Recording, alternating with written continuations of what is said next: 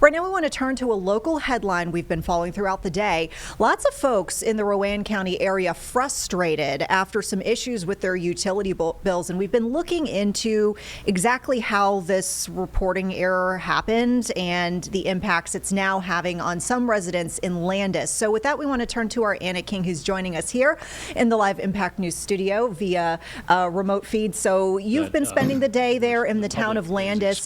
What have you heard as far as this utility mix-up? What exactly is going on here? That's right.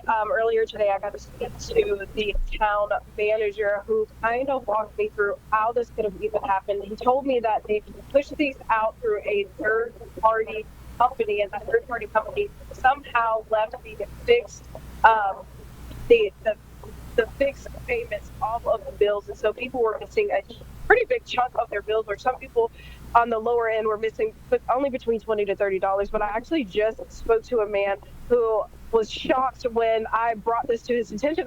He was just looking at his bill for the first time. And he was shocked at how low it was and realized that his bill was actually around $150 lower. So it could vary around how much people are missing off their bill. But they have sent out or started the process of sending out the correct amounts, and so people should be getting those here pretty soon. Yeah, and from what I understand, the frustration here is to your point, this wasn't a gift, we messed up on our end with this third-party system and we undercharged you. This is something that they fully intend on recouping, that extra money that was not included in the original bill. It sounds like this could put some folks in a tough situation in that they have I don't want to say a limited amount of time, but they have to pay the rest of that money that was left out of the bill within a certain period of time, or there could be consequences, right? Yes, they do. They have to pay by Christmas. Actually, 5 p.m. Christmas Day is the deadline.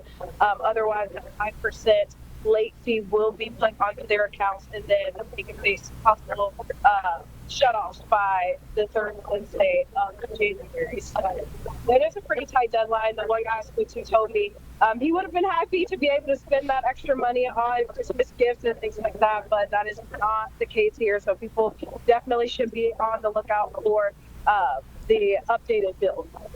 Yeah, and I mean, I feel like there's so many times, when we've reported on economic status of folks, in general, just not just in our area, but across the nation. We talk about how so many folks are living paycheck to paycheck. So I think about folks who might be getting this bill and maybe they paid what they thought was going to be their full bill, and maybe they put the rest of the money that they thought was free to use on other bills towards other bills.